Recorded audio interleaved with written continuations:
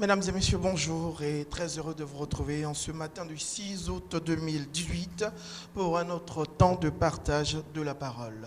Alors ce matin, téléspectateurs et spectateurs de la chaîne de la Nouvelle Évangélisation, nous avons la chance de recevoir le Père Hippolyte Agnigori pour un enseignement sur le dogme de l'Assomption. Alors pour ceux qui ne le connaissent pas, le Père Hippolyte Agnigori est prêtre de l'archidiocèse d'Abidjan, Côte d'Ivoire. Il est docteur de l'Université de Strasbourg en France et en christianisme antique, option patristique. Auteur de plusieurs écrits en français et en Côte d'Ivoire, il est actuellement curé de la paroisse Saint-Jean de Cocody. Bonjour mon père. Bonjour mon frère, chers amis téléspectateurs, bonjour. Alors, notre exposé va se dérouler en 3 parties. Dans la première partie de cette émission, le Père va nous faire son exposé liminaire, et ensuite nous aurons l'occasion de lui poser des questions à notre niveau ici. Et dans la troisième partie de cette émission, nous allons donner la possibilité à tous ceux qui nous suivent de poser des questions, mais également ceux qui sont avec nous ici en studio, également de poser leurs questions sur le dogme de la Vierge Marie au Père Hippolyte Agnigori. Ceci étant bien défini, mon Père, si vous êtes prêt, pourrons aborder la première partie. Merci mon frère, chers amis téléspectateurs de Divine Amour TV.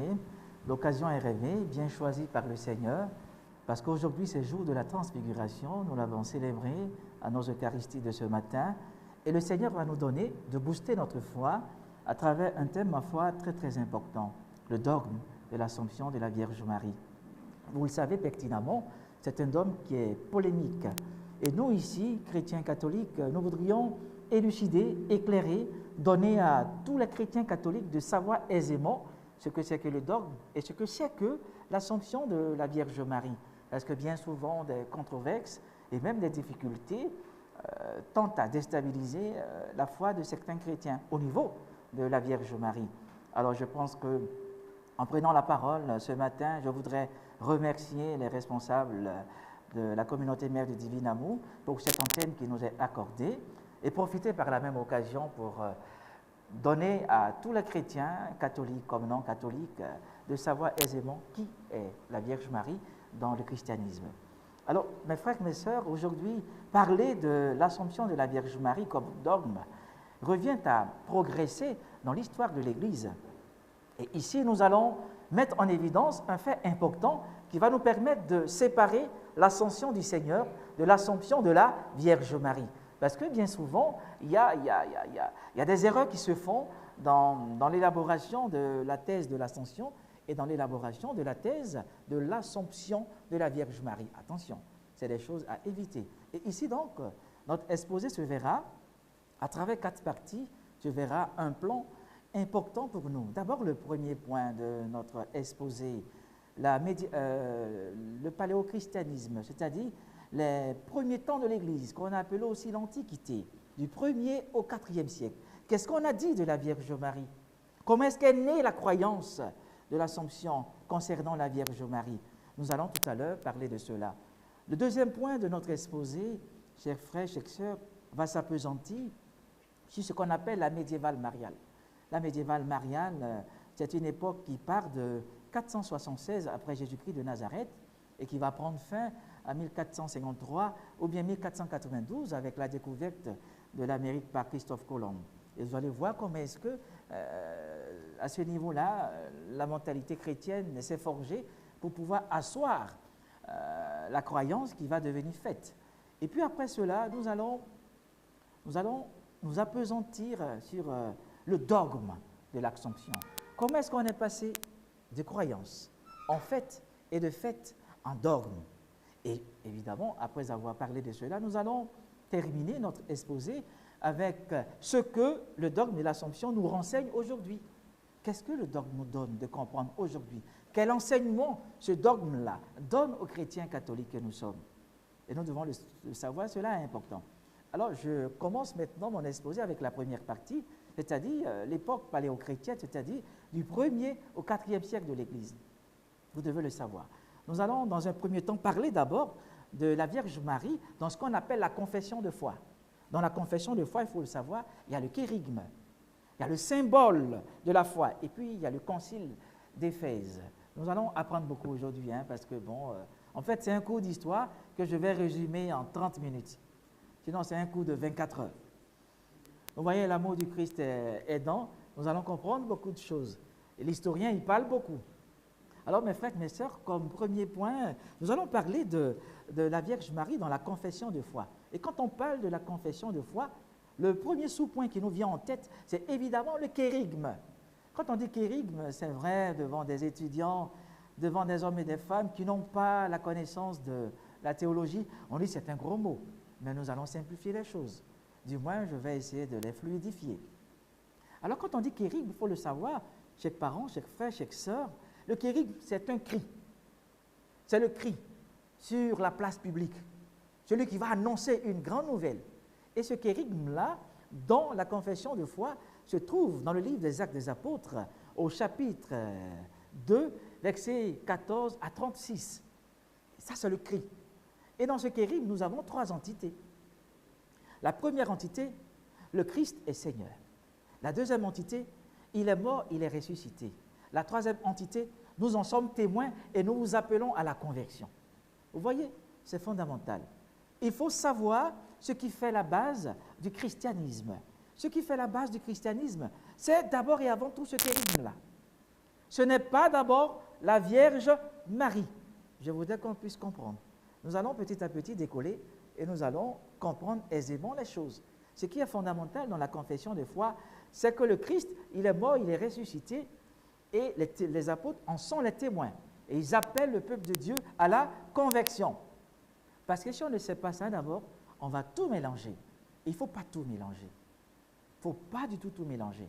Notre religion est basée sur la mort et la résurrection du Christ. Voilà ce qui est fondamental.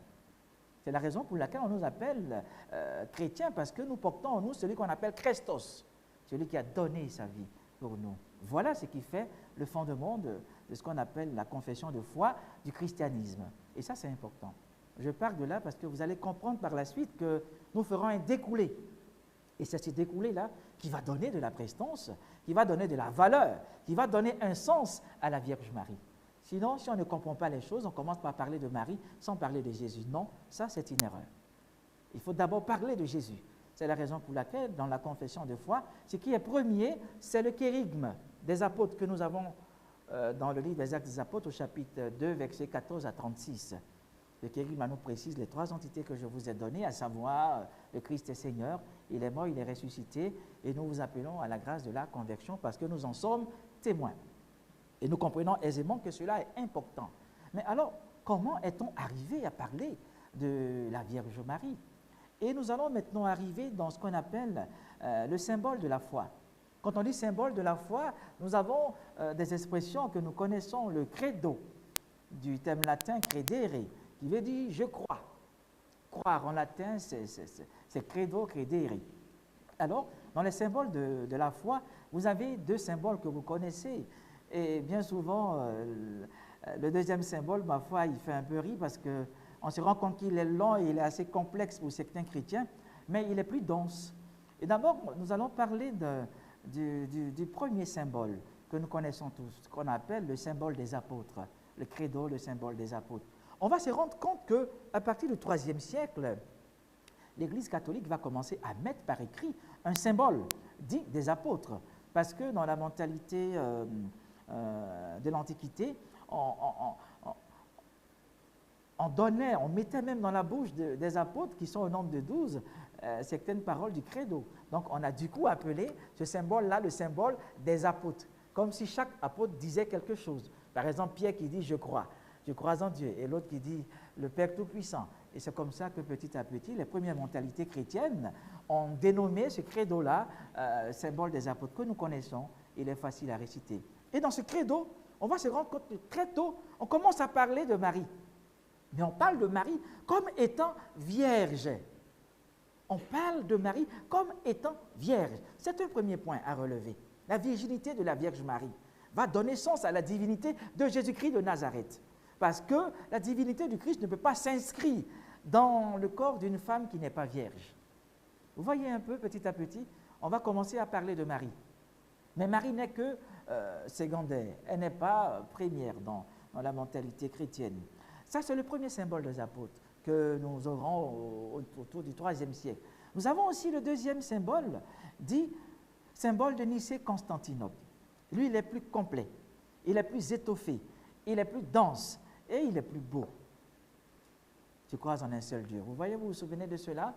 Et donc, dans ce credo aussi de Nicée-Constantinople, pourquoi? Parce qu'il a été commencé, ce credo à Nicée, c'est-à-dire en 325 après Jésus-Christ de Nazareth, mais il n'a pas été terminé. Il a été terminé en 381. Ah, il faut attendre 50 ans plus tard. Il a été terminé avec ce qu'on a appelé le concile de Nicée en 381, et dans lequel on va affirmer haut et fort que le Christ est né d'une vierge, la Vierge Marie. Donc, du coup, vous vous rendez compte, chers amis téléspectateurs, que dans la confession de foi, on a parlé d'abord du kérygme. Et par la suite, on aborde ce qu'on appelle le symbole de la foi, à travers ces deux entités aussi, le symbole des apôtres et le symbole de Nicée-Constantinople. Et on se rend compte que dans le symbole de la foi, il y a manifestation, il y a révélation, il y a précision de ce que Marie est vierge.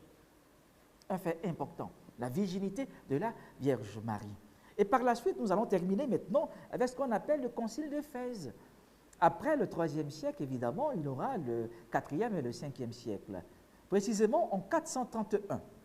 En 431, à Éphèse, il y aura un grand concile qu'on appelait aussi concile, le brigandage d'Éphèse, où les évêques se sont terriblement battus parce qu'il le fallait. Vous savez, mettre sur pied ce qu'on appelle les bases de la théologie, ce n'est pas facile. Hein? Ce n'est pas du tout facile.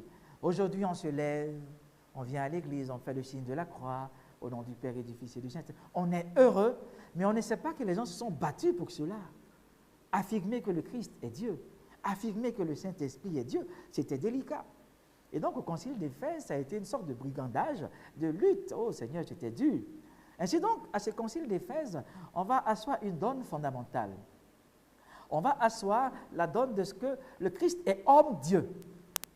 Et tout le monde est d'accord que le Christ soit homme-Dieu. Aujourd'hui, on est d'accord. Mais avant, ce n'était pas évident. Ce n'était pas évident. Il y a eu des combats avec ce qu'on appelle l'arianisme. Il y a eu d'autres hérésies. On a eu plein d'hérésiaques ou d'hérétiques. Mais nous ne sommes pas là pour cela. Dans la mesure où nous sommes dans un plan historique, je vous fais cas de cela. Au concile d'Éphèse, on va donner aux chrétiens de savoir que le Christ est homme-Dieu. Mais on ne peut pas dissocier la divinité de la nature humaine. Elle est imbriquée en Jésus-Christ de Nazareth, homme-Dieu. Alors on pose la question aux gens dans la mesure où, au concile de Nicée en 325, on a admis officiellement que le Christ était Dieu. Au concile d'Éphèse en 431, on va dire désormais que le Christ est homme-Dieu. Ah, à ce niveau, on se pose une question. Si le Christ est homme-Dieu, la dame qui l'a porté, elle est la mère de qui? Elle est la mère de l'homme, elle est la mère de Dieu. Donc la Vierge Marie est mère de Dieu. Quelle beauté! Quelle beauté pour le christianisme! Ainsi donc, on se rendait à l'évidence que dans l'évolution de la mentalité chrétienne, d'abord, au IIIe, IVe siècle, affirmation de la virginité de la Vierge Marie, et au Ve siècle, en 431, avec le concile d'Éphèse, on affirme là que la Vierge Marie est la Théotokos. Théotokos, en grec, ça veut dire la coucheuse de Dieu, celle qui met au monde Dieu. Ça, c'est une grandeur pour la Vierge Marie. Et ça, c'est une beauté. Normalement, on doit applaudir la Vierge Marie pour cela, parce que là, c'est la chose la plus extraordinaire. Et c'est une réalité, ma foi, qui grandit la mentalité chrétienne. Mais je pense que tout à l'heure, je reviendrai là-dessus, parce que à la suite de l'affirmation de ce que la Vierge Marie est Théotokos, Mère de Dieu, il y a eu ce qu'on appelle des abus, il y a eu ce qu'on appelle des erreurs, il y a eu ce qu'on appelle des sorties de route qui ont été entre griffes, ces sorties de route-là commises par beaucoup de chrétiens. Je vous explique rapidement. On a affirmé que Marie est vierge à travers le symbole des apôtres. On a affirmé par la suite que la Vierge Marie, elle est mère de Dieu. Donc, en Marie, nous avons deux précisions de qualificatifs, vierge et mère de Dieu. C'est une beauté. Et quand on va admettre que la Vierge Marie est mère de Dieu, il y a certains chrétiens à partir du 5e, 6e siècle qui reviendront de ce qu'on appelle du paganisme Parce qu'à cette époque, écoutez, il y avait un foisonnement de religions. Hein, ne pensez pas que c'était seulement le christianisme qui existait. Non, c'est faux. Déjà en 312, avec l'édit de Milan de Constantin, il a légiféré la célébration de manière licite de toutes les religions dans l'Empire romain. Et c'est comme ça que le christianisme a pris son essor. Alors, à ce niveau, il y aura plusieurs religions. Et on va se rendre compte que certains adeptes des autres religions vont dire non, la religion chrétienne, elle est belle, elle nous plaît, elle nous attire. Et ces adeptes-là, quand on va proclamer que la Vierge Marie est mère de Dieu, ils vont venir dans l'Église catholique. Mais devinez un peu ce qu'ils vont faire. Dans la mesure où ils reviennent du paganisme. Et dans le paganisme, il y a adoration des déesses. Déesse Astarté, déesse Shinmu, déesse Isis, déesse Diane.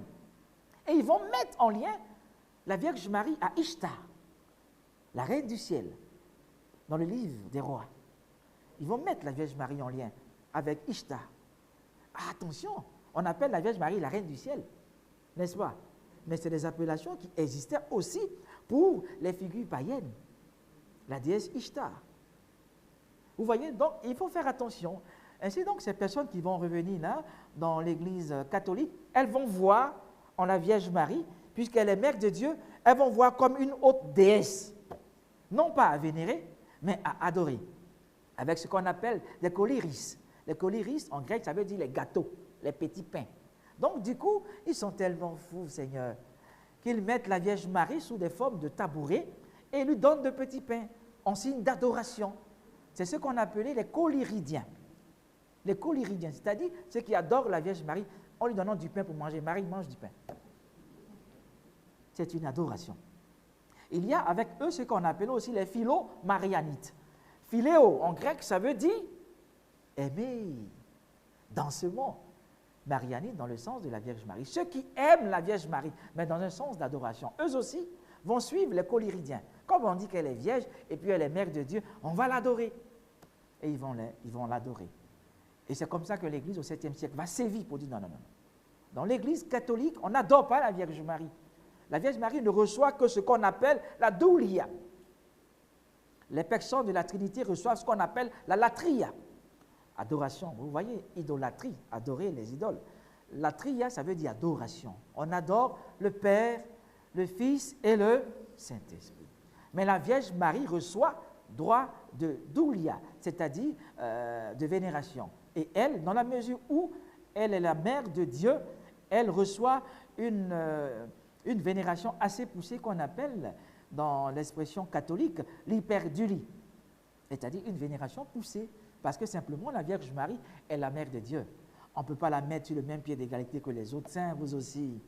Elle a porté Dieu dans son sein. C'est la raison pour laquelle il y a cette différence. Donc, dans la première partie de cette période paléochrétienne, voilà ce que nous avons ressorti, mais ce n'est pas fini. Nous allons maintenant parler, dans une deuxième entité, de la Vierge Marie, dans ce qu'on appelle la littérature évangélique et la littérature apocryphe. C'est un enseignement, hein, donc on va le faire dans ce monde.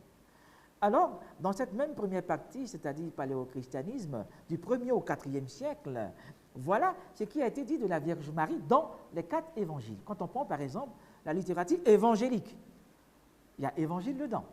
On parle de Matthieu, on parle de Marc, de Luc et de Jean. La littérature apocalyptique, enfin évangélique, ça veut dire la littérature qui concerne les 4 évangiles. Et à ce niveau, mes frères et mes sœurs, chers amis téléspectateurs, à ce niveau, on se rend compte que quand nous parcourons les évangiles, aucunement on ne parle en première figure de la Vierge Marie. Non. Pour parler de Marie, il faut absolument parler de Jésus-Christ de Nazareth. L'image de la Vierge Marie est mise sur un piédestal en fonction de Jésus. C'est la raison pour laquelle vous me regardez la pensée lucanienne, c'est-à-dire Saint Luc. Saint Luc, quand il commence, pour parler de l'enfance de Jésus, évidemment, on aura l'archange qui est mandaté. Arché, angelos, un des responsables parmi les anges. Arché, c'est ce que veut dire archange. Arché, ça veut dire la tête, un responsable. Angelos, ça veut dire envoyé. Un des responsables parmi les anges. Ce n'est pas n'importe quel ange, attention, hein, qui est envoyé vers la Vierge Marie. Et il salue la Vierge Marie. Ave Maria, gratia plena. Je te salue comblée de grâce. Le mandaté ne peut pas inventer. Si Dieu l'envoie en lui disant que la dame, elle est comblée de grâce, il ne peut que la saluer en lui disant comblée de grâce. Alors c'est bizarre de voir des hommes aujourd'hui qui, tout en ne vénérant pas la Vierge Marie, la traitent d'une femme vulgaire. Non, c'est une erreur.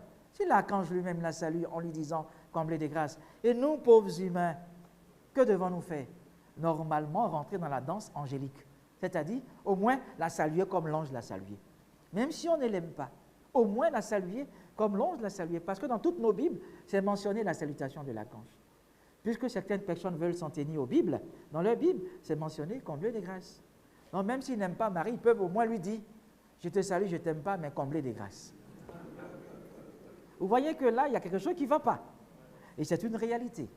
Alors à ce niveau, on se rend compte que dans la littérature évangélique, on va créer le dispositif de la venue de notre Seigneur Jésus-Christ dans notre humanité. Et dans le dispositif, on voit qui? On voit la Vierge Marie. Et je vais encore aller loin parce que nous sommes ici pour parler de Marie.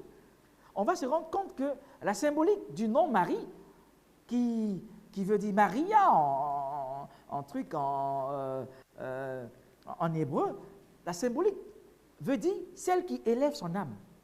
Marie, dans l'étymologie, le nom veut dire celle qui élève son âme. Donc, en fait, elle n'a rien fait même dans le Magnificat. Anima mea Dominum. Mon âme exalte le Seigneur. Elle n'a fait que faire ce que son nom veut dire.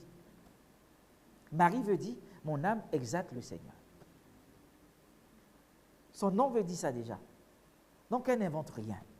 Et donc, à ce niveau, on se rend compte que dans la littérature évangélique, Marie apparaît parce que le Christ doit venir.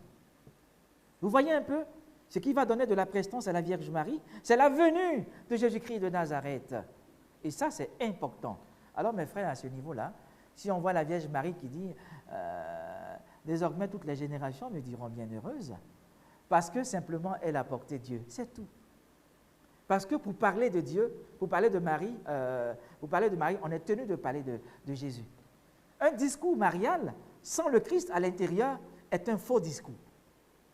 Un discours marial, c'est-à-dire, vous donnez un enseignement sur la Vierge Marie, si je viens écouter que vous ne parlez pas du Christ, je dis, c'est un enseignement apocryphe. Ça veut dire un enseignement qui n'est pas digne d'être donné. C'est parce que le Christ est Dieu que la Vierge Marie a droit de vénération. Ainsi donc, chez Marc, on parle de la Vierge Marie. Chez Luc, on parle de la Vierge Marie. Chez Matthieu, on parle de la Vierge Marie. Chez Jean, on parle de la Vierge Marie. Aux noces de Cana. Vous voyez, faites tout ce qu'il vous dira. Donc l'image de la Vierge Marie par rapport au Christ est secondaire. Et ça, c'est important. Si on ne le sait pas, ma foi, on est perdu. Ça, c'est ce qu'on appelle la littérature évangélique, c'est-à-dire la littérature qui a été adoptée. Mais vous savez, mes frères et mes sœurs, il y a ce qu'on appelle aussi la littérature apocryphe. Dans ma thèse, je fais cas de cette littérature apocryphe-là. J'ai beaucoup travaillé avec les apocryphes. Alors, je faisais un exposé marial, je me souviens un jour, chez les Capucins, et je parlais de la littérature apocryphe. Les gens ont eu peur. Parce que dans la littérature apocryphe, par exemple, je vous pose une question. Il y a des hommes et des femmes qui attestent haut et fort que Marie a pour parents Anne et Joachim. Est-ce que vous avez vu ça dans la Bible? Mais pourquoi on connaît Anne et Joachim? Bon, est-ce que quelqu'un a une Bible? Là, on va fouiller dans la Bible pour trouver le passage où c'est marqué les parents de la Vierge Marie s'appellent Anne et Joachim. Le problème, c'est que beaucoup ne font pas d'enseignement. Et ça, ce n'est pas bon. Il faut se former. Si nous ne nous formons pas, nous allons avoir ce qu'on appelle des sorties de route dangereuses. Quand on pose la question aujourd'hui, qui sont les parents de la Vierge Marie? C'est de manière instinctive qu'on répond Anne et Joachim. Je dis, bon, tenez la Bible, montrez-moi Anne et Joachim, et puis on va se taire. Mais quand on prend la Bible, on ne voit pas où se trouve Anne et Joachim. Mais pourtant, on sait ça. Attention, je précise les choses. L'extériorisation de Anne et Joachim, évidemment, apparaît dans le protévangile de Saint Jacques, le protévangile, qui est un livre qui est apocryphe. Apocryphe, ça veut dire caché. Apocryphe, ça veut dire caché. Mais ce n'est pas parce que c'est caché qu'il n'y a pas de renseignements à l'intérieur, non. Dans les livres apocryphes, il y a beaucoup de renseignements. Et par exemple, pour connaître le nom des parents de la Vierge Marie, on a dû utiliser le protévangile de Saint Jacques, dans lequel se trouve évidemment mentionné Anne et Joachim. Et on parle même de Anne. On parle de Joachim, le pauvre. Anne qui n'arrivait pas à faire d'enfant. Et par la suite, ils ont eu un enfant, la Vierge Marie. C'est une grâce. Et on s'est rendu compte que là où il y a eu ce qu'on appelle création de fabulation, pour ne pas dire invention, on a commencé à dire que la Vierge Marie, elle était nourrie au temple. Les oiseaux mettaient la nourriture dans sa bouche. Attendez, on aime la Vierge Marie, mais il ne faut pas exagérer. Et donc, vous voyez, dans les évangiles apocryphes, il y a de bonnes choses, mais il y a des fabulations, il y a des ajouts. C'est ce qui fait qu'on les a mises de côté là. Vous voyez? Parce qu'il y a tellement de légendes, tellement on veut mettre en évidence la figure de la Vierge Marie comme porteuse de Dieu, on dit les oiseaux lui donnent à manger. Aïe, même Jésus, même les oiseaux ne lui ont pas donné à manger comme ça. Non, il faut qu'on soit réaliste. Mais si on n'est pas réaliste, on fait n'importe quoi. Et donc l'Église a écarté cela à travers ce qu'on appelle le canon de Muratori au IIe siècle. C'est-à-dire le canon dans lequel on a choisi les textes de l'Ancien Testament et les textes du Nouveau Testament. Donc ces textes-là, eux, ils ont été séparés. On a le protévangile de Saint Jacques qui nous parle évidemment de la naissance de la Vierge Marie, qui nous parle des parents de la Vierge Marie. Il y a aussi un autre livre apocryphe qui est important, c'est le Transitus Virginis. Alors, le Transitus Virginis va nourrir plus ou moins la croyance en l'Assomption de la Vierge Marie. Dans le Transitus Virginis, qui n'est pas dans la Bible, on va parler de la naissance de la Vierge Marie jusqu'à sa mort. Jusqu'à sa mort. Et évidemment, il y aura des ajouts là-dedans parce que ce qui va faire que l'Église va rejeter ce livre apocryphe-là, c'est qu'à la fin, on va se rendre compte qu'il va faire prendre conscience à l'auditoire que les apôtres étant disséminés pour annoncer la bonne nouvelle, en un coup de tonnerre, ils se sont retrouvés au tombeau de la Vierge Marie. Ah, et vous aussi. Même si on aime Jésus, n'inventons pas les choses. N'inventons pas les choses. Et lui, maintenant, dans le Transitus Virginis, il va faire mention de ce que le corps de la Vierge Marie ne connut pas ce qu'on appelle la corruption. Son tombeau a été trouvé vide. Dans le Transitus Virginis, on nous fait prendre conscience que la Vierge Marie est morte entre 54 et 57 ans. Entre 54 et 57 ans. La Vierge Marie est morte. Un enseignement que je faisais, je disais, la Vierge Marie est morte, il y a les mamans qui ont attrapé la tête. Maman, elle est morte. Mais comme c'est la mère de Dieu, on dit, elle est décédée, elle a connu la dormition. Sinon, elle est morte. Mais on dit ça avec vénération, quoi. Elle est morte. Donc, on utilise le thème dormitio, ou bien le thème koimisis. Ça veut dire la mère du Christ qui s'est endormie. Oui, là, c'est beau, là, elle s'est endormie. Mais elle est morte. Hein? Oui, tu ne peux pas voir Dieu sans mourir.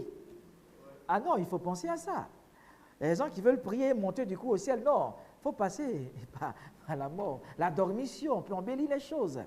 Ainsi donc, on se rend compte que dans la littérature apocryphe, on fait cas de la Vierge Marie à travers le Transitus Virginis de la mort de la Vierge Marie. Et ce qui est beau, c'est qu'à la fin, on trouve son tombeau vide. Et donc, le Transitus va plus ou moins influencer la mentalité des pères de l'Église. Et vous allez vous rendre compte que ce qui est fondamental, c'est que l'Assomption de la Vierge Marie n'est pas mentionnée dans la Bible. Non. Parce que la Bible ne contient pas les écrits apocryphes. Vous voyez, là, cet écrit qui est juste à l'extérieur, dans cet écrit, on parle du tombeau vide de la Vierge Marie. Maintenant, dans la mentalité catholique, n'est pas très portée sur ce qu'on appelle la légifération ou bien la mise en évidence des apocryphes. Non. Nous, ce qui est fondamental pour nous, c'est d'abord et avant tout l'Évangile. L'Évangile. Et cet Évangile a été communiqué par Jésus-Christ à ses apôtres. Et les apôtres, eux aussi, ont communiqué à leurs disciples qu'on appelle les pères de l'Église. C'est la raison pour laquelle ces pères de l'Église sont les garants de la tradition. Alors, attention, l'idée de l'Assomption de la Vierge Marie va naître dans la tradition et non dans la Bible. Et la tradition, c'est quoi? La tradition, c'est la révélation continue de l'Évangile de Jésus à son Église par le biais du Saint-Esprit. Et dans cette tradition, nous avons trois entités. Ça, c'est un coup de 24 normalement. Nous avons trois entités. Nous avons l'entité source, c'est-à-dire, ça vient de qui? Ça vient de Jésus. Il communique l'Évangile à ses apôtres. Apôtres veut dire ceux qui sont mandatés et ayant le même pouvoir. C'est beau ça. Et les apôtres vont communiquer l'évangile à leurs disciples, qu'on appelle les pères de l'Église. Et les premiers pères de l'Église, on les a appelés les pères apostoliques, c'est-à-dire les pères qui ont vécu et qui ont connu les disciples de Jésus, ou les pères qui ont vécu de l'esprit des apôtres du Christ. Ça, c'est beau. C'est ce qu'on a appelé les pères apostoliques. Ainsi donc, du 1er au 4e siècle, il y aura certains pères, et du 4e siècle au 8e siècle, il y aura aussi d'autres pères. Donc, du 1er au 8e siècle, on aura beaucoup de pères de l'Église. Et c'est eux maintenant qui vont garder le dépôt de la foi. Et c'est eux, parmi ces pères de l'Église-là, qu'il y aura beaucoup qui parleront de la Vierge Marie. Saint Ignace d'Antioche, il va parler de la Vierge Marie à partir du 2e siècle, comme étant vierge. Saint Irénée de Lyon, il va parler de la grâce de la Vierge Marie à la fin du 2e siècle. Nous aurons Modeste de Jérusalem, qui va parler de l'incorruptibilité du corps de la Vierge Marie. Le corps de la Vierge Marie ne pouvait pas connaître ce qu'on appelle la corruption des vers dans le tombeau, non. Nous aurons par exemple Éphrem de Nisible, qui lui, à partir du 4e siècle, c'est un grand père de l'Église qui va être le chantre de l'Assomption. C'est lui qui va donner un coup de pouce à l'Assomption de la Vierge Marie dans ce qu'on appelle le style de la croyance populaire. Il va écrire des livres concernant l'élévation de la Vierge Marie. Et même, il fera beaucoup de chants à cette époque-là. Ainsi donc, on va se rendre compte que ces pères de l'Église-là, qui sont garants de la tradition de l'Église, eux vont beaucoup parler de l'Assomption de la Vierge Marie. Et c'est eux qui vont influencer la croyance. Et justement, si eux qui sont garants de la tradition, ils influencent la tradition, ça nous arrange. Et nous, on est contents. Saint Augustin aussi qui parlera de ce que la Vierge Marie avait un corps qui ne pouvait pas connaître ce qu'on appelle la déchéance du tombeau. Non. Pourquoi? Parce que le tombeau de la Vierge Marie a été trouvé vide. Ainsi donc, mes frères, vous comprenez aisément que les pères de l'Église sont fondamentales. Entre griffes, la conception des pères de l'Église. La patrologie est fondamentale. Et nous atteignons, mes frères et mes sœurs, ce qu'on appelle la deuxième partie de notre exposé. C'est ce qu'on appelle l'époque médiévale, qui partira de 476 à 1453 ou bien 1492. C'est des repères historiques parce que c'est important pour nous. Hein. Les pères de l'Église sont fondamentaux pour nous, mais ces pères de l'Église vont nous donner de comprendre des choses. Tout à l'heure, je vous ai fait prendre conscience que lorsque nous sommes entrés dans l'époque médiévale au 5e, au 6e siècle, il y a eu ce qu'on appelle des abus, parce que les gens n'avaient pas compris. Avec Éphrem de Nisible, dans la mesure où on va commencer à parler de l'Assomption de la Vierge Marie, à partir du 6e siècle, précisément en 602, on va se rendre compte que dans la partie orientale de l'Empire romain, c'est-à-dire au niveau de Constantinople, il y aura un empereur byzantin qu'on va appeler Maurice. Maurice, lui, se saisissant de ce que les pères de l'Église ont fait, il va choisir une date, la date du 15 août, et à cette date-là, il va mettre la célébration de la mort et de la montée de la Vierge Marie au ciel, à travers l'expression qu'on donne, dormitio, pour embellir les choses, ou bien koimisis en grec. Alors, en Orient, c'est la partie orientale de l'Empire romain, en Orient, déjà au 6e, 7e siècle, on célèbre ce qu'on appelle la dormitio de la Vierge Marie ou bien la koimisis de la Vierge Marie.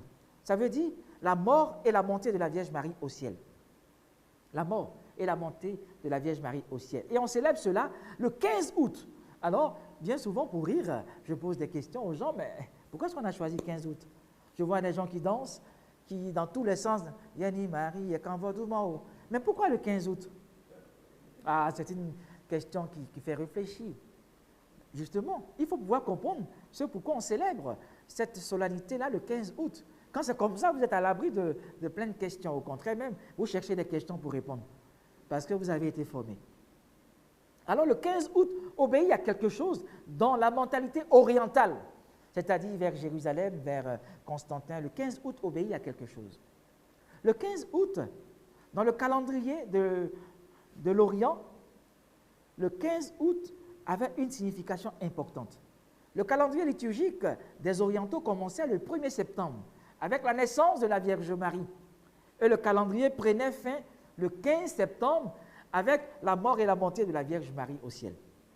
C'est la raison pour laquelle l'empereur Maurice, en 602, a choisi la date du 15 août pour célébrer ce qu'on appelle la croyance, la fête de l'Assomption, non, pas la fête de l'Assomption, la fête de la Dormitio, ou la fête de la Koimisis. Nous sommes en histoire, je vais préciser les choses, pas mélanger. Il a choisi en 602 de choisir le 15 août. Pourquoi? Parce qu'il voulait célébrer la Koimisis ou bien la Dormitio de la Vierge Marie, qui signifie à cette époque, qui signifie la mort et la montée de la Vierge Marie au ciel. Alors il y a problème. Il y a problème pourquoi? Parce que quand on dit mort et montée, on a l'impression que la Vierge Marie est une divinité. On a l'impression que la Vierge Marie est une divinité. Cette fête qui a été choisie pour le 15 a été portée dans la partie occidentale de l'Empire romain par un autre pape. Alors, en 813, avec ce qu'on appelle le concile de Mayence, c'est en Allemagne. Vous voyez, l'Allemagne, c'est différent de Byzance, de Constantinople, c'est la partie occidentale. Nous, par exemple, nous sommes issus de l'Église catholique de rite latin, c'est-à-dire la partie occidentale, avec pour capitale Rome. Donc nous sommes dans le style romain. Ainsi donc, à cette époque, il y avait un problème au niveau de l'Occident. Pourquoi est-ce que l'Occident a mis ce retard? L'Occident a mis ce retard parce qu'en 476, il y avait ce qu'on appelle l'invasion des barbares. Les barbares sont arrivés en Occident, à Rome, et ont tout déstabilisé. Ainsi donc, l'Orient avait pris ce qu'on appelle de l'ascendance sur l'Occident. Et à ce niveau-là, on va se rendre compte qu'avec l'appellation Dormitio, les Occidentaux, eux, ne seront pas d'accord. Non, ils ne seront pas d'accord. Parce qu'ils vont dire, dans le thème Dormitio, il y a un problème. On dit c'est la mort et la montée de la Vierge Marie au ciel. Mais on a l'impression qu'il y a une sorte de divinisation de la Vierge Marie. Alors, qu'est-ce que les Occidentaux vont faire? Au concile de Mayence, qui se trouve en Allemagne, ils vont repréciser un autre thème. Que d'utiliser le thème Dormitio ou bien Koimisis, ils vont utiliser en latin le thème assumere. Assumere. Ça, il ne faut jamais oublier ce thème-là. Assumere. Qui veut dire porter. Monter en se faisant aider comme un impotent. Un malade qu'on porte. Et vous allez comprendre pourquoi est-ce qu'il dit ça. La Vierge Marie ne peut pas monter d'elle-même au ciel. Non. Sinon, elle est Dieu. La Vierge Marie est morte et elle est portée au ciel par les anges. Sinon, si elle monte seule, il y a problème. Je ne sais pas si vous comprenez. Par exemple, en Orient, ils disent c'est la Dormitio ou la Koimisis, c'est-à-dire la mort et la montée de la Vierge Marie. Tandis qu'en Occident, ils disent non, on n'est pas d'accord. Nous, on choisit un autre thème. C'est le thème assumere, c'est-à-dire porter, monter en se faisant aider comme un impotent. Quelqu'un qui ne peut pas marcher, on l'aide à prendre les marches. Donc la Vierge Marie va se faire aider par les anges jusqu'au ciel. Et c'est ce qui va donner le thème français Assomption. C'est le thème assumere là qui va donner le thème Assomption. Ça veut dire c'est la portée de la Vierge Marie. La Vierge Marie se fait aider par les anges en allant au ciel. Mais c'est voulu par le cœur sacré de son divin Fils Jésus-Christ de Nazareth. Sinon, si le Christ ne permet pas cela, son corps connaîtrait ce qu'on appelle la corruption. Quand la Vierge Marie, elle meurt, c'est-à-dire elle est morte, hein, ça c'est beau, il faut le savoir, hein, son corps est porté au ciel par les anges. C'est ce qu'on appelle Assomption. Ainsi donc, l'Occident s'est démarqué de l'Orient, qui voyait dans ce qu'on appelle la Dormitio, la mort et la montée. Tandis qu'en Occident, on adopte le thème assumere, qui veut dire porter. Donc c'est une portée de la Vierge Marie au ciel. Alors l'Assomption est un fait important. Il faut le savoir. À partir du 9e siècle, donc, apparaît le thème Assomption. Sinon, avant ça, on ne parle pas d'Assomption. C'est à partir du 9e siècle qu'on a créé le thème Assomption, qui veut dire monter en se faisant aider. Parce qu'il y a une différence fondamentale entre l'ascension de Jésus, ascendere ou bien ascensio. Ça veut dire monter au ciel avec toute la prérogative divine. C'est Dieu qui peut monter au ciel comme ça. Et puis, il y a le thème Assomption, qui veut dire porter au ciel par les anges. Vous voyez la différence? Si vous voyez la différence, c'est fini. Alors moi, je dois m'arrêter là. Mais je continue un peu. Alors, je le fais parce qu'il y a plein de chrétiens qui, malheureusement, mettent sur un même pied d'égalité l'ascension de Jésus et l'assomption de la Vierge Marie. Non. C'est la raison pour laquelle j'ai fait une remarque sur Radio Espoir pour vous faire prendre conscience aux gens qu'il faut faire attention dans la représentation de l'assomption de la Vierge Marie. Vous voyez dans certains tableaux, on montre la Vierge Marie seule. elle monte au ciel. Non, ça c'est faux, c'est une erreur. Non. On la voit seule monter au ciel. Vous avez déjà vu ça sûrement. Non, ça c'est une erreur. C'est comme si elle était Dieu. On doit la voir, si vous voulez, elle est peut-être couchée, les yeux légèrement entrouverts, et de manière, elle est en extase, elle fixe le ciel et il y a les anges autour. S'il n'y a pas d'anges autour, dites c'est pas bon. Il faut qu'il y ait les anges autour pour symboliser l'Assomption de la Vierge Marie. S'il n'y a pas d'anges, on divinise la Vierge Marie.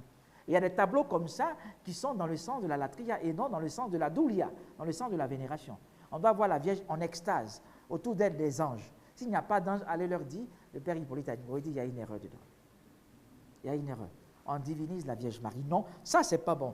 Alors mes frères, mes sœurs, après avoir trouvé le thème Assomption au IXe siècle, nous allons maintenant nous poser la question de savoir comment est-on arrivé à parler de dogme. Et là, c'est la troisième partie de notre exposé. L'Assomption de la Vierge Marie, une fête devenue un dogme. D'abord, nous avons vu dans les 4 premières entités, on parle de croyance. Avec Éphrem de c'est une croyance. Après, au VIe siècle, on commence à parler de fête. Au IXe siècle, on trouve le thème Assomption. Maintenant, comment ça va devenir dogme? C'est quoi le dogme? C'est un thème qui apparaît au XVIe siècle. Du grec dogma ou bien du latin dogma. Ça veut dire vérité de foi. Une vérité de foi. Une vérité de foi. Et le dogme naît dans ce qu'on appelle la tradition. Divinement révélé. Dieu nous a révélé cela, divinement révélé. Le dogme veut dire qu'il n'y a pas de mensonge à l'intérieur. C'est voulu par Dieu. C'est la raison pour laquelle, avant de proclamer le dogme de l'Assomption, on va d'abord proclamer le dogme de l'Immaculée Conception.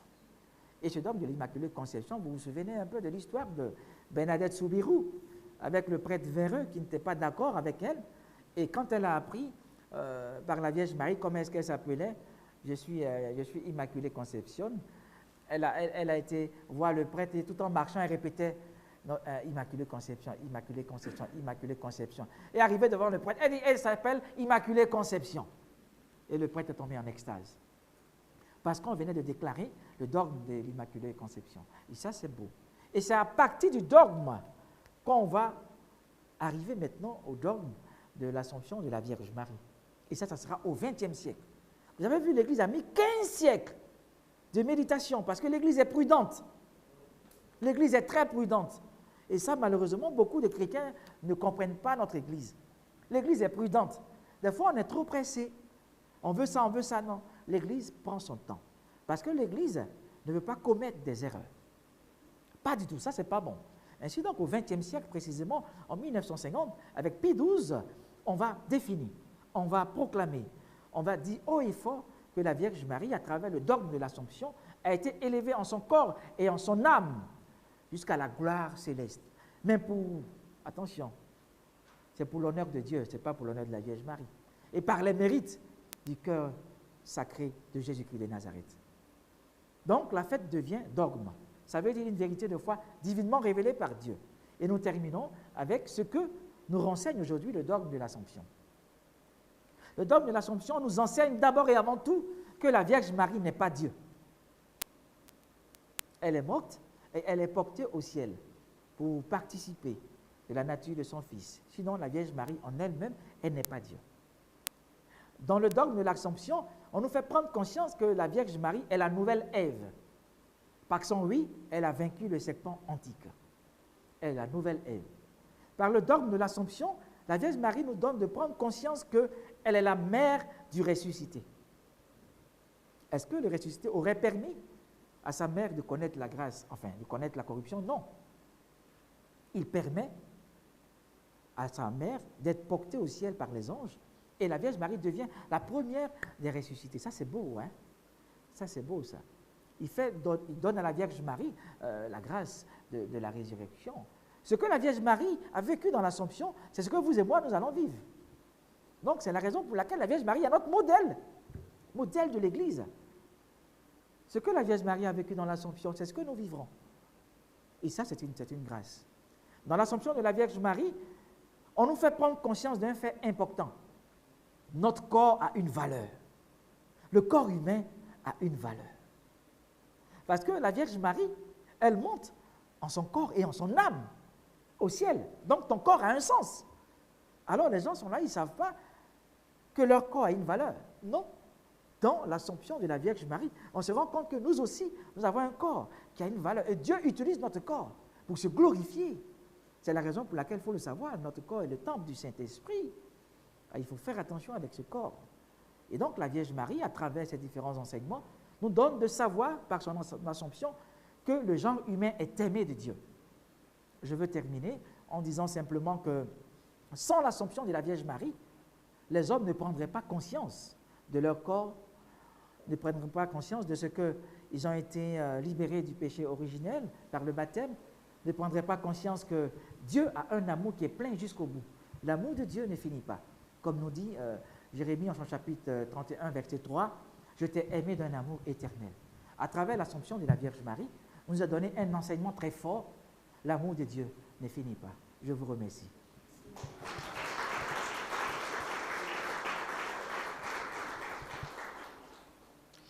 Merci à vous aussi, mon père. Merci pour votre brillant exposé. Nous allons maintenant aborder la deuxième partie de notre émission, c'est-à-dire la phase où nous allons poser à nous, notre niveau, des questions au père. Alors, je vais profiter également pour dire à tout notre public, vous pouvez également, tout à l'heure, vous pourrez poser vos questions au père.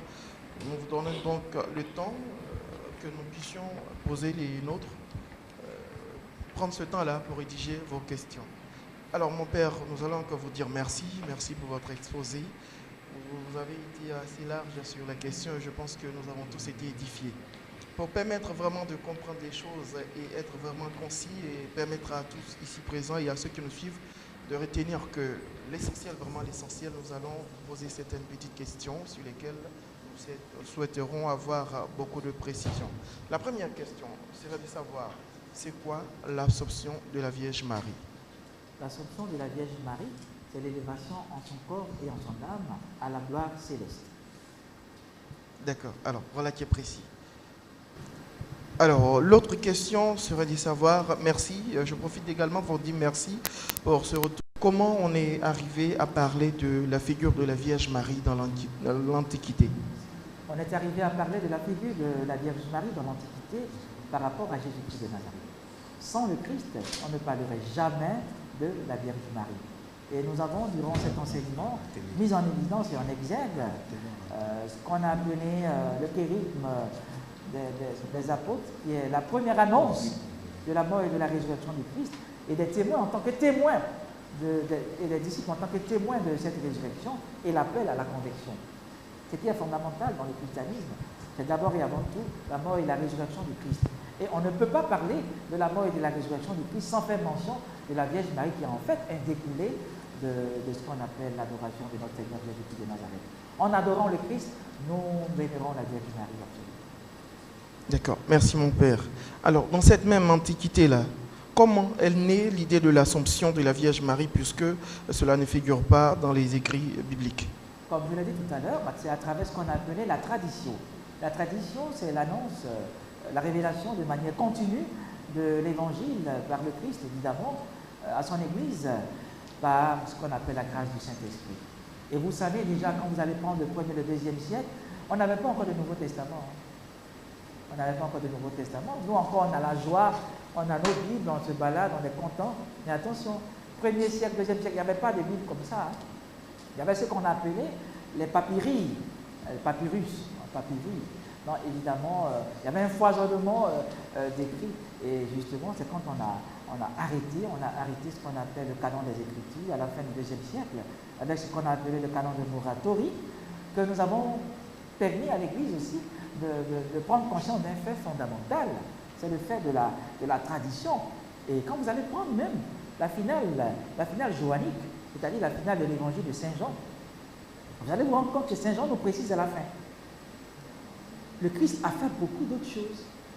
C'est ça dans la Bible, qu'on n'a pas pu mettre par écrit. Donc on ne peut pas dire que la sola scriptura, mais la sola scriptura n'a de sens que par rapport à la tradition. C'est-à-dire, la sola scriptura a baigné dans la tradition. Et dans la tradition, il y a des faits et des gestes qui ont été posés par le Christ qui ne sont pas dans la Bible. Et donc, justement, l'idée de l'Assomption de la Vierge Marie va naître de la tradition.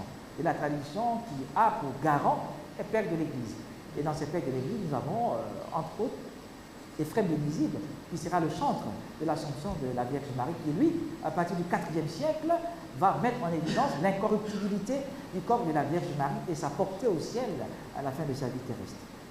D'accord. Alors, une autre remarque, pourquoi c'est l'Orient et non l'Occident, avec le roi byzantin Maurice qui érige d'abord cette croyance en fait? Ça d'abord, en fait, ça c'est un cours de 24 heures, de 476 à 1453, je vais préciser les choses. Tout à l'heure, je l'ai dit, mais bon, rapidement. En 476, il y a l'invasion des barbares. Vous voyez, les barbares, ils sont au nord. Les barbares, ils se battent avec des gourdins. Ils ont pour adoration d'un dieu qu'on appelle Odin, un dieu très palabreux. Et donc, eux, du coup, ils ont aimé la civilisation romaine et eux sont descendus. Et en 476, ils ont fait ce qu'on appelle une sorte de razzia à Rome. Et tellement ils sont méchants, quand j'ai fait le coup de souris, tellement ils sont méchants, ils sont venus dans le temps de l'hiver. Là-bas, là, il fait froid. Donc les soldats romains, eux, ne pouvaient pas bien combattre les légionnaires. Et donc, du coup, ils sont mis aux limes de Rome. Les limes, ce sont les limites, ce sont les frontières. Vous voyez la frontière? Et donc, à ce niveau, ils ont attaqué dans le temps de l'hiver. Et comme les soldats avaient froid, beaucoup ont détalé. Ils ont fait ce qu'on appelle une invasion. Et c'est eux qui, malheureusement, ont mis en retard le côté occidental de l'Empire romain. Parce que quand on parle de l'Empire romain, il y a deux volets. Il y a le volet occidental et il y a le volet oriental. Et donc, dans le volet occidental, nous avons pour capitale Rome, et le volet occidental, le volet oriental, nous avons pour capitale Constantinople. Ainsi donc, de 476 à 1453, il y aura ce qu'on appelle, si vous voulez, la mise en évidence de l'Empire romain, enfin d'Orient, parce qu'eux, ils n'ont pas commis d'invasion. Donc c'est la raison pour laquelle ils vont proliférer. Ils vont proliférer. C'est la raison pour laquelle que dans la matière théologique, à partir de 602, nous allons voir avec l'empereur byzantin Maurice l'énoncé de la koinisis ou bien l'énoncé de la dormitio de la Vierge Marie, parce qu'eux, ils n'ont pas de problème. Tandis que l'Occident est en train de se débattre là-bas avec les barbares. Il faut repousser les barbares qui combattent terriblement. Mais comme l'Orient est en paix, l'Orient peut continuer ce qu'on appelle sa réflexion théologique, et c'est eux qui d'abord vont commencer à fêter. L'Occident a des problèmes, il ne peut pas fêter. L'Orient, il n'a pas de souci, il peut fêter. C'est la capitale, Constantinople, sera prise par les Ottomans turcs en 1453. Et c'est à ce niveau-là qu'eux aussi vont s'en aller. Mais entre-temps, de 476 à 1463, 1453, on a ce qu'on appelle l'émergence du côté oriental.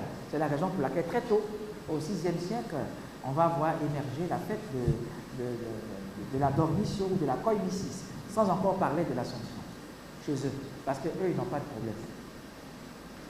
D'accord, on va dire merci mon père pour cette réponse très historique. Alors, autre chose, tout à l'heure vous avez parlé de dormitio ou de koinisis. Pourquoi vous ne parlez pas d'Assomption avec cette prudence-là? Oui, parce que dans la mesure où, à cette époque, il y a des erreurs théologiques à ne pas commettre. Tout à l'heure, quand je parlais, je dis, nous sommes encore dans ce qu'on appelle le balbutiement théologique. Dans le balbutiement théologique, on procède à une élaboration des thèmes théologiques. Alors, quand vous dites koinisis ou bien dormitio, ça veut dire mort et montée. Dans la mentalité orientale, eux, ils sont en fait, non, ils sont contents, ils créent les thèmes comme ça. Mort et montée. Tandis que la partie occidentale, qui est très académique, qui est très réflexive, la partie occidentale, quand la fête de la koinisis sera portée en Occident, en 813, avec ce qu'on appelait le concile de Mayence en Allemagne, ils vont dire, on est peut-être d'accord avec l'idée, mais on n'est pas d'accord avec le thème utilisé. Non dormitio, qui crée ce qu'on appelle une ambiguïté, une confusion, mort et montée. C'est comme si on divinisait la Vierge Marie. Or, il ne faut pas diviniser la Vierge Marie, parce qu'il y a eu des erreurs théologiques avec les coléridiens et les philomarianites, qui voyaient dans le sein de la Vierge Marie comme la déesse Ishtar, qui était revenue, la reine du ciel à qui on donne de petits pains pour qu'elle mange, pour qu'elle puisse se rassasier. Non, non, non et non. Et donc, la partie occidentale, avec le concile de Mayence, a précisé un thème assumere, qui veut dire porter, monter en se faisant aider. Marie ne s'envole pas seule au ciel, elle est portée au ciel. D'accord. Et ça dit qu'à cette période-là, il y a eu des abus ou des excès dans la vénération de la Vierge Marie? Il y a eu beaucoup d'excès, il y a eu trop d'abus. Et il fallait, je m'excuse, dès le départ, mater ces abus-là. Parce que vous n'allez pas mettre la Vierge Marie là et lui donner de petits pains. Mais non, c'est faire entrer le paganisme dans le christianisme. Et non, non et non. Dans la mesure où, au 6e et au 7e siècle, la Vierge Marie était comme l'archétype de la figure féminine. Et donc, justement, sans vouloir offenser nos mamans, nos sœurs, généralement dans ces sectes philomarianites ou coléridiennes, c'était des femmes qui étaient devant. D'accord, mon père. Alors, conformément à votre exposé et en se référant aux repères temporaires dont vous avez parlé dans l'exposé, pourquoi l'Église attend entièrement, toute l'Église d'ailleurs, attend jusqu'au XXe siècle pour parler du dogme de l'Ascension? On a commencé à parler fondamentalement de l'élévation de la Vierge Marie à partir du IVe siècle. Mais déjà, pour que cela puisse rentrer dans la croyance, il y a eu ce qu'on appelle le Transitus Virginis de Lucio. En fait, c'est un disciple de Saint Jean l'Évangéliste. C'est Lucio qui a écrit le Transitus Virginis, un disciple de Saint Jean l'Évangéliste. C'est lui qui a exagéré un peu là. Et donc, déjà au IIe siècle, parce que l'écrit plein même, la totalité de l'écrit se trouve en éthiopien, au IIe siècle, précisément. Et évidemment, à ce niveau, il fallait faire attention. L'Église est méticuleuse. De croyance, on est passé à fait. De fait, on est passé à dogme. Pourquoi? Parce que l'Église, durant cette étape, élucidait, étudiait cette appellation pour ne pas se tromper. Et dans la mesure où l'Église est consciencieuse, elle a pu attendre 15 siècles avant de définir, avant de proclamer que la Vierge Marie, sa portée au ciel est une conception dogmatique. Parce que l'Église est simplement prudente. Et moi, je suis très fier d'être dans cette Église parce qu'elle est prudente. C'est important d'être prudent. Amen. Merci, mon père. Alors, une autre dernière chose. Dites-nous enfin, que nous enseigne réellement, parce qu'on connaît l'histoire, on connaît un peu comment on arrive au dogme, mais que nous enseigne réellement la solennité de l'Assomption? Je pense que comme je l'ai dit en terminant cet exposé marial assez dense, je l'ai dit, la Vierge Marie nous fait prendre conscience, nous qui sommes là, que notre corps a un sens. Elle nous fait prendre conscience à travers son Assomption qu'elle est la mère de Dieu, elle est la nouvelle née. La mère de Dieu, son corps peut pas connaître la corruption. Non, son corps a porté Dieu. Cet Augustin était offusqué. Non, le corps de la Vierge Marie qui a porté Dieu ne peut pas connaître la corruption. Non. Et la chose la plus importante, bon, j'avais peut-être pas voulu dire ça ici, mais ça me revient. Il y a le premier instigateur du protestantisme qu'on appelle Luther, Martin Luther. Martin Luther, c'était un moine augustin. Je ne vais pas être pour lui, c'est l'histoire. C'était un moine augustin et lui, il était professeur d'écriture sainte. Et c'est lui qui vénérait fortement la Vierge Marie. Il est moine, un moine augustin. Mais il vénérait fortement la Vierge Marie. Il a dit, le Christ ne peut pas atterrir dans un corps qui est pécheur. Non. Non. Parce qu'il a fait l'éloge de l'Assomption de la Vierge Marie. Martin Luther, qui est à la base du protestantisme, lui-même dit, le Christ ne peut pas atterrir dans un corps qui est pécheur. Donc pour lui, il dit non, le corps de la Vierge Marie est un corps qui est saint depuis longtemps. Luther. Il faut faire des enseignements, c'est important, il faut étudier, c'est important. Sinon on mélange tout. Merci, mon père. Il faut faire des enseignements, nous sommes d'accord et nous avons énormément appris avec vous. Je crois que l'assistance aussi a eu le temps de prendre des notes. Sûrement, des personnes ont des questions dans l'Assemblée. Voudraient en savoir un peu plus sur l'exposé du père. Nous allons donner l'occasion à ces personnes-là de poser des questions. Juste le temps pour la technique d'organiser cela. On va partir pour une petite pause publicitaire et nous revenons. De retour sur la chaîne de la Nouvelle Évangélisation pour la troisième et dernière partie de notre émission. Nous vous donnons à présent l'occasion à tous ceux qui nous suivent ici dans l'assistance de poser des questions au Père. Et nous allons partir pour notre première série de questions. Nous avons le frère Yao Bernard qui souhaiterait poser une question au Père. Merci, mon père. Alors, ma question est à deux volets.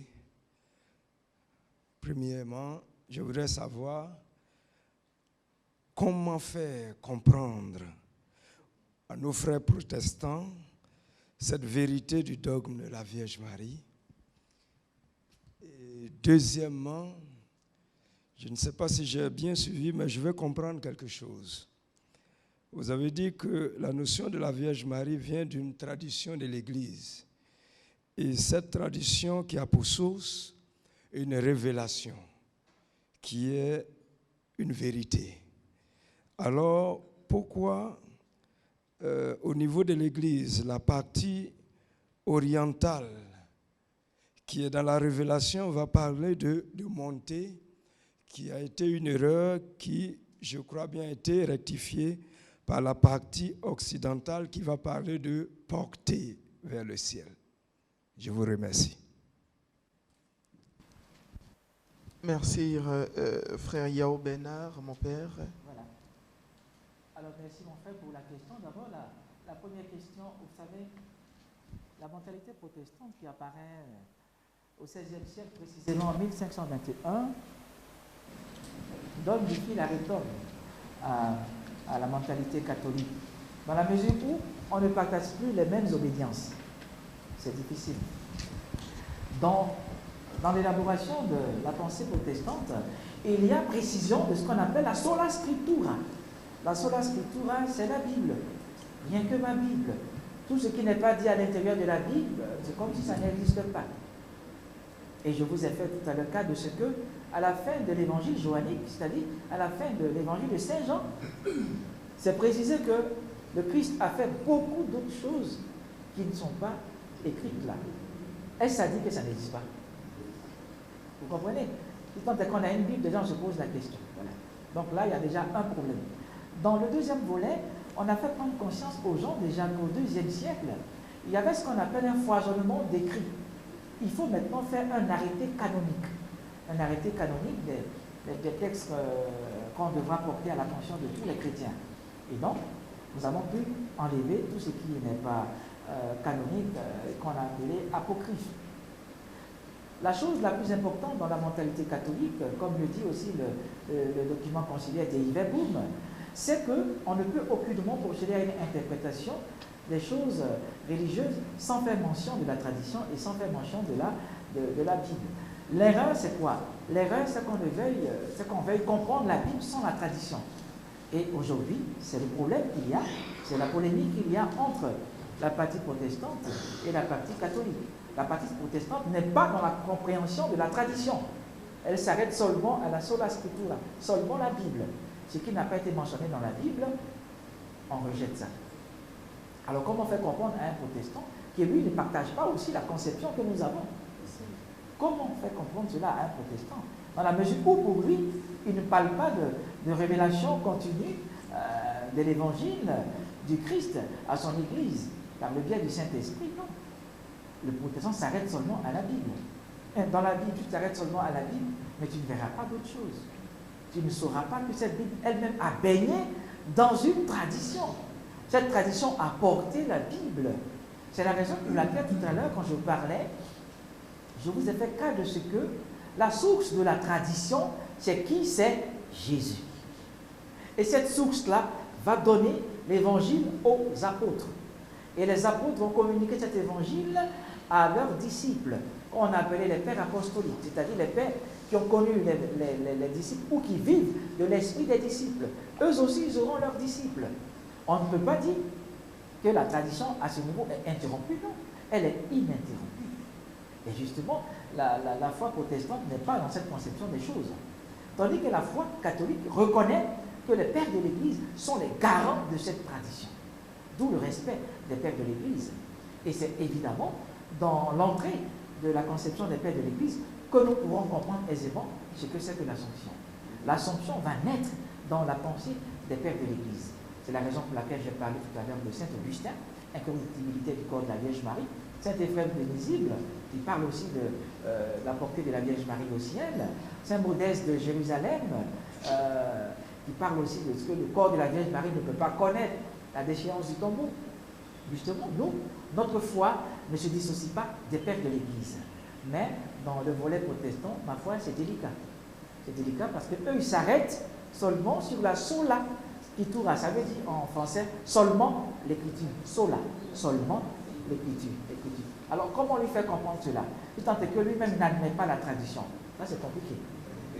Justement, c'est la raison pour laquelle il faut comprendre la tradition. Parce que même beaucoup de catholiques ne comprennent pas ce que c'est que la tradition. Mais il faut des enseignements. Quand ils comprennent, ils disent, ah, j'ai appris. Sûrement, certains ont appris des choses aujourd'hui par la tradition. Il y a beaucoup qui ne connaissent pas la tradition. Mais aujourd'hui, ils ont appris ce que c'est que la tradition. La transmission. Et la source, c'est le Christ. Ça, il ne faut pas l'oublier. Donc, pour les protestants, ma foi, c'est délicat. S'ils n'entrent pas dans cette pensée de respect des pères de l'Église, qui sont le garant de la tradition de l'Église. Et c'est grâce aux pères de l'Église que nous avons reçu aujourd'hui la foi. Parce que s'ils n'avaient pas été téméraires, la foi ne serait pas portée jusqu'à nous, non. Parce que les pères de l'Église ont tenu bon dans les persécutions. Sinon, le christianisme aurait disparu. C'est eux qui ont tenu bon. C'est eux qui ont assis en griffe, ce qu'on appelle les premières bases théologiques.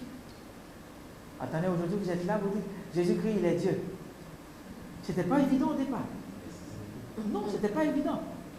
Les gens se battaient dès le départ. Ah, ça, il faut le savoir. Je disais une fois à un de mes étudiants qui faisait une belle réflexion. Oui, le Christ est Seigneur. Il dit, mon petit, c'est maintenant tu peux dire ça.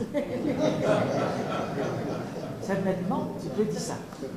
Mais à cette époque, et c'était normal qu'il y ait des discussions terribles.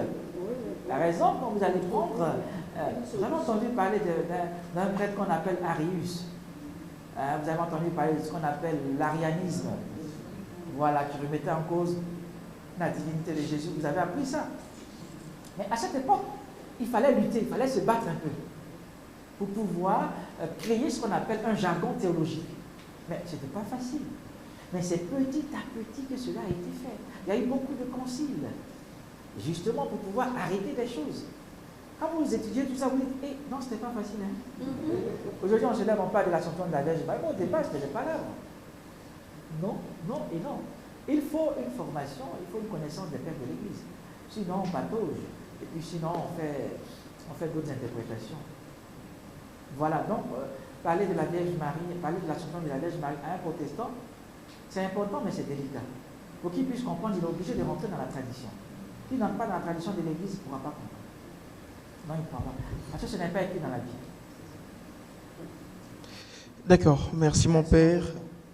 Je pense que c'était le deuxième volet. J'ai pu répondre au second. Le second volet, c'était quoi? C'est bon. Ah, j'ai imbriqué les deux. J'ai imbriqué les deux en même. D'accord. Merci mon père. Et je crois que pour nous autres Africains, la tradition, je pense qu'on sait vraiment ce que c'est et la transmission des valeurs également. Notre deuxième question nous vient de la sœur Kakour Sylvie. Merci mon père. Ma question est la suivante.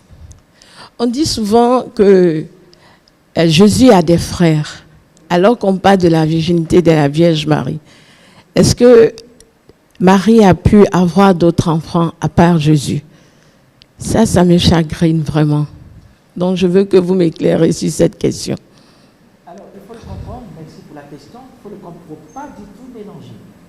Dans la pensée sémitique, le terme cousin n'existe pas.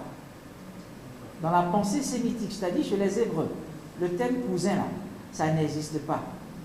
C'est le terme frère qui existe. Mais chez nous, cousin n'existe pas. En Afrique, ça n'existe pas le terme cousin. Si. Tu ne peux dire que l'enfant de ma tante. Sinon, c'est mon frère. Bon, chez nous, par exemple, on dirait Minyama, mais dans le Nyama, il y a quoi? C'est un tout. Dans la pensée sémitique, c'est-à-dire chez les Hébreux, le terme cousin n'existe pas. C'est le terme frère. Non, la Vierge Marie n'a pas eu d'autres enfants. Là, tu vas offenser même Luther. Luther qui est à la base du protestantisme. Non, il faut que je vous dise les choses clairement pour ne pas mélanger les choses. Luther, qui est l'instigateur premier du protestantisme, il a précisé. Il dit le corps de Jésus ne pourrait pas atterrir dans un corps rempli de péchés. La Vierge Marie n'a pas eu d'autres enfants. C'est lui-même qui est à la base du protestantisme qui a dit ça. Et je vous assure La Vierge Marie n'a pas eu d'autres enfants. Quand on parle de frère, c'est dans le sens de cousin. Non, celui-là, elle n'a pas eu d'autres enfants. Ça ne va pas vous chagriner, au contraire. Ça veut dire que la Vierge Marie était ouverte à la fraternité israélite. Sinon, quand on traduit, on ne dit pas cousin, on dit frère. Parce que Marie, c'était un prénom qui existait là-bas aussi, il y avait beaucoup de Marie. Vous avez vu au pied de la croix, Marie, femme de Cléopas, Marie de Magdala, Marie. Donc, il y a évidemment un lien de parenté très fort. Dans la mesure où le Christ est parti à 30 ans. À 30 ans, le Christ est parti, la Vierge Marie est seule. Donc, évidemment, il y a des cousins qui arrivent et on les appelle les frères et les sœurs de Jésus. Ils n'en sont pas ses frères. Le Christ, c'est l'enfant unique. D'accord. Ok, merci beaucoup mon père. Alors nous allons nous excuser auprès de tous les frères ainsi que de toutes les personnes qui ont des questions à poser au père. Je crois qu'avec l'accord du fondateur de la communauté catholique Mère du Divin Amour, nous allons tout mettre en œuvre pour inviter le père à une autre émission et je crois que là nous aurons l'occasion de revenir encore plus largement sur le sujet. Nous allons profiter également pour inviter tout le monde ici présent et ceux qui nous suivent également à se procurer le livre du père. C'est un tout petit livre, on peut le lire rapidement, en 1 heure ou 2 heures, on peut prendre connaissance, donc permettre à toutes ces personnes-là, procurez-vous le livre et ça vous permettra d'en savoir un peu plus sur la question de l'Assomption de la Vierge Marie. Le temps pour nous de prendre le mot de fin du Père.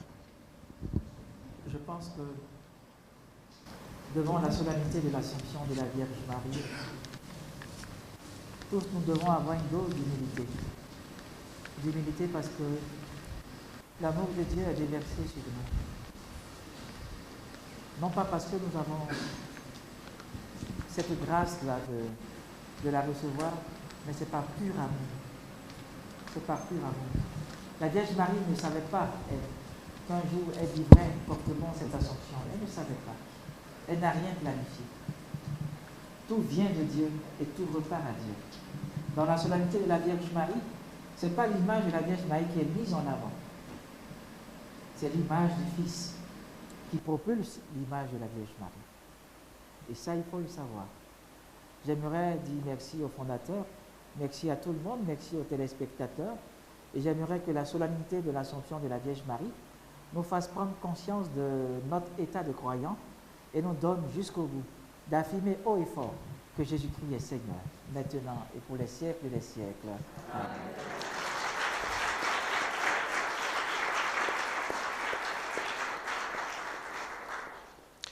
Amen. Amen. Merci mon Père. Je rappelle que nous étions en direct sur la chaîne de la Nouvelle Évangélisation avec le Père, juste pour moi le temps de retrouver le nom, voilà, le Père Hippolyte Nigori qui nous a donné un très bel enseignement sur le thème du dogme de l'Assomption de la Vierge Marie. Merci à toutes et à tous de nous avoir suivis. Merci à tous également d'être venus en ce jour du 6 août 2018. Nous restons connectés sur la chaîne de la Nouvelle Évangélisation.